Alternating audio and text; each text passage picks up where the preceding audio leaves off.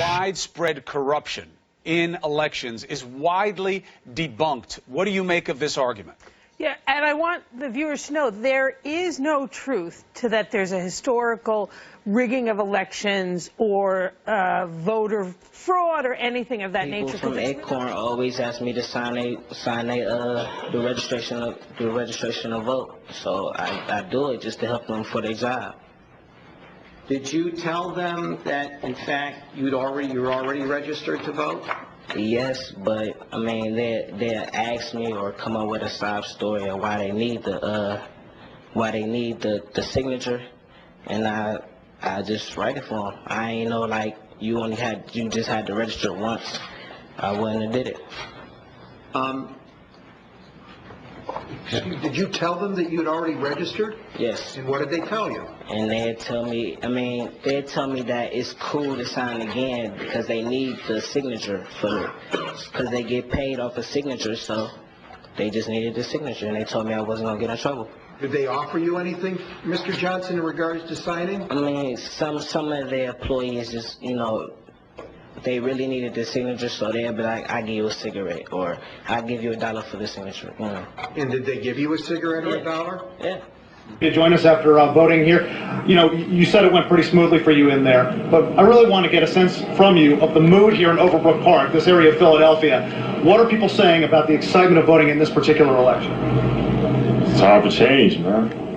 People fed up with the time for change, time for a new face. And were they really galvanized to try to get out here and vote? And were they talking a lot in the neighborhood about just the excitement of the day building up? Yeah, the long lines out here since 7 this morning. And you came out and saw the long line. You decided to come back. Yeah, decided to come back and vote a couple times.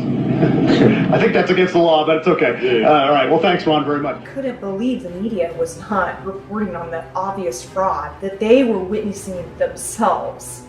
I mean, like everyone knew the Obama campaign was stealing the election. The head of the DNC was Howard Dean at that time, and Nancy Pelosi, in her leadership role as Speaker of the House, were allowing it to happen. And they were changing the rules as the primary went along. It was very systematic from the leadership of the Democratic Party that they were never going to let Hillary win the nomination. And it did not matter what the people were voting for. In June, the Democratic Party and the media declared Obama the winner of the nomination when he, in fact, did not have enough delegates to actually win the nomination. Someone here keeps yelling acorn, acorn. Now, let me just say to you, there are serious allegations of voter fraud in the battleground states across America. They must be investigated, and no one should corrupt the most precious right we have, and that is the right to vote. Tonight, John McCain isn't alone in focusing on voter fraud. The New York Times reports that tens of thousands of eligible voters have been mistakenly removed from lists in swing states like Colorado, Indiana, Ohio, Michigan, Nevada, and North Carolina.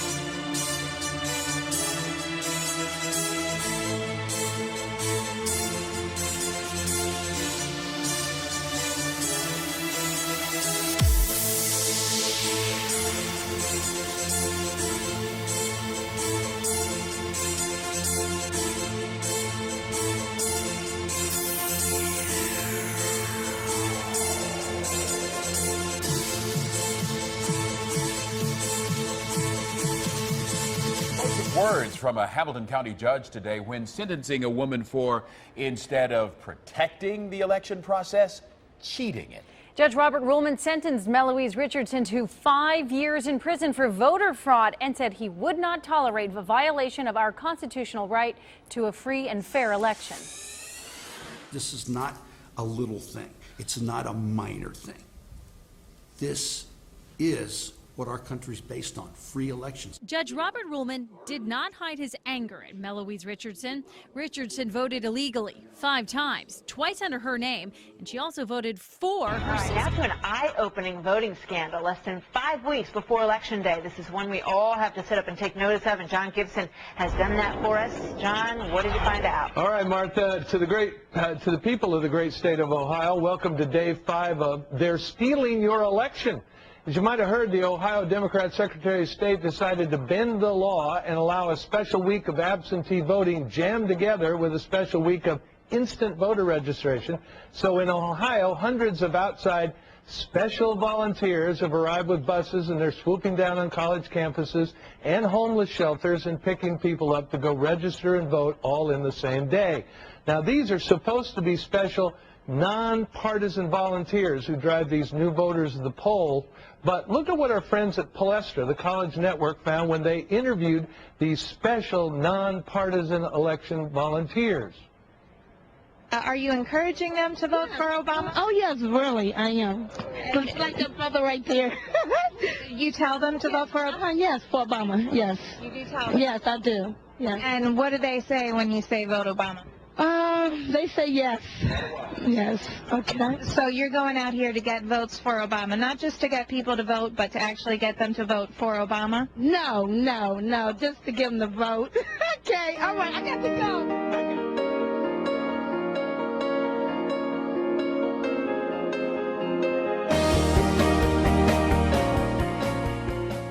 Democrat, please. Put your signature. You have to register as what? Democrat. No, I'm Republican. Wow. You registered as a Democrat. No, I changed it and I confirmed it with the office. And here's my. Okay, Peter, we have a problem. Yes. Okay. Hang on, finish up. We'll finish, and we'll help. We'll help you. You can't film it. Insert the. Why not? It's a public place. Yeah, actually, he's allowed to. I'm allowed to film in here. Yeah, Peter just said they couldn't film in here. No. Are you sure? This is a public place. I'm allowed to film in here. Who are you? I'm just a voter, but No, you're filming in here. I'm sorry? You're not filming in here. You can call the board of supervisors. You can call whatever you want to, but you're not filming in here. And what's the reason? I just said so. Is this on there? Yes, it is. Lights go out and I can't be saved. Tides that I tried to swim against brought me down upon my knees. Oh, I beg and plead, singing, come out of things unsaid. Shoot an apple off my head and a trouble that can't be named. A tiger's waiting to be tamed, singing.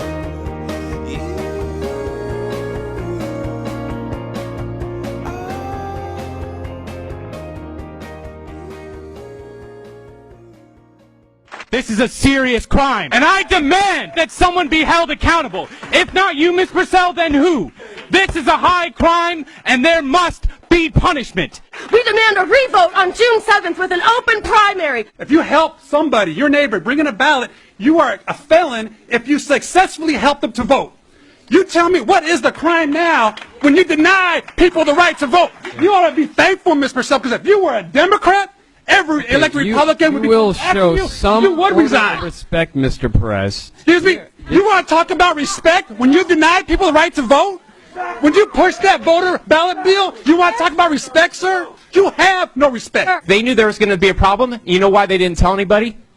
Because they have their candidate already. Her name is Hillary Clinton. There's been 4,000 confirmed people that have the registration changed. Everyone that I know that had the registration changed was a Bernie Sanders supporter. I want a federal investigation, and we need another day of voting.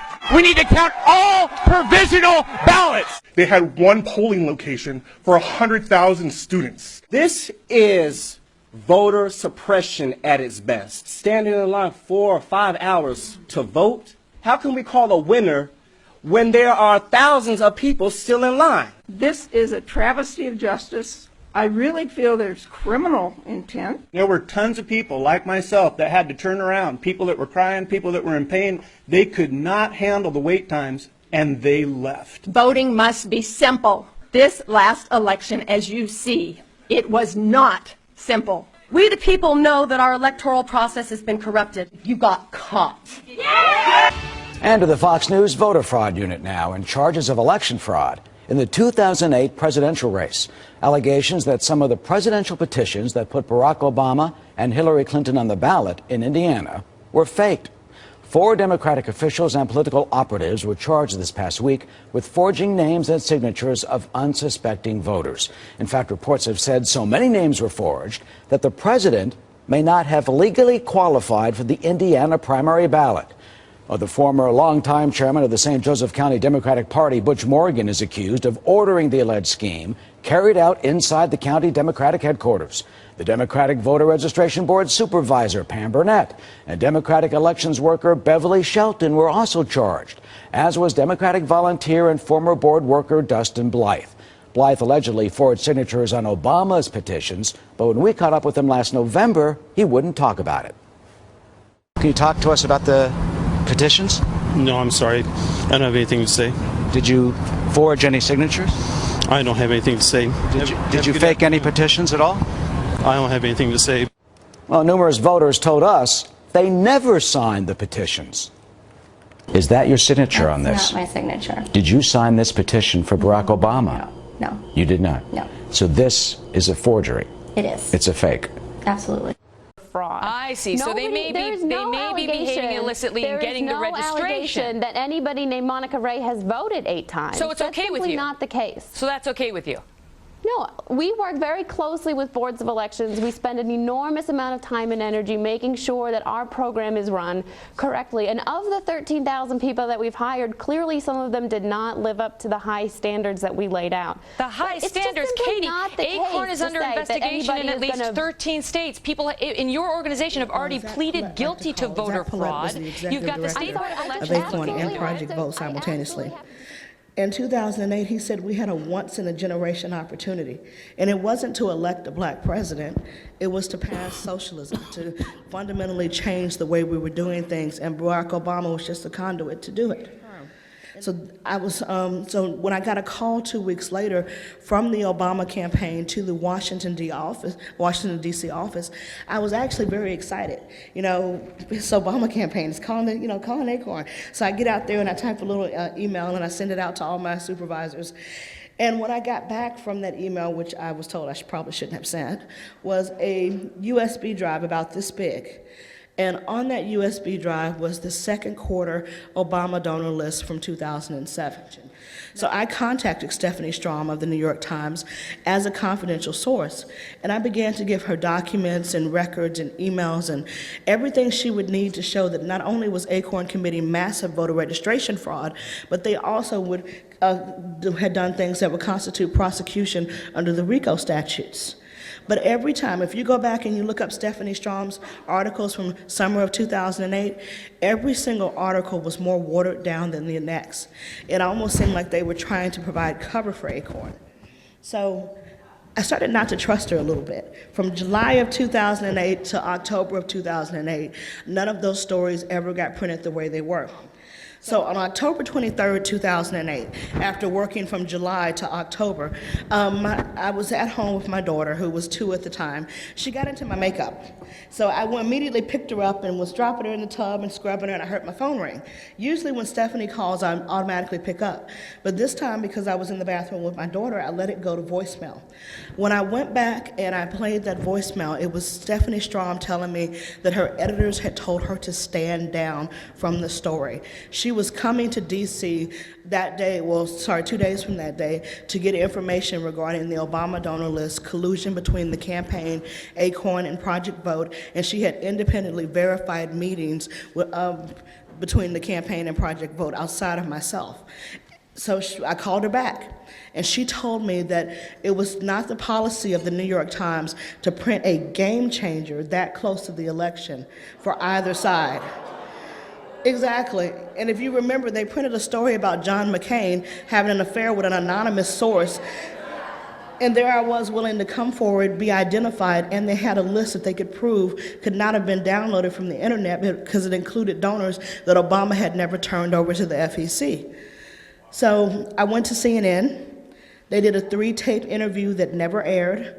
ABC News and Martha Raddatz had the story and was able to prove the validity of the list, and they would not touch it. Everyone provided cover for Obama before the election.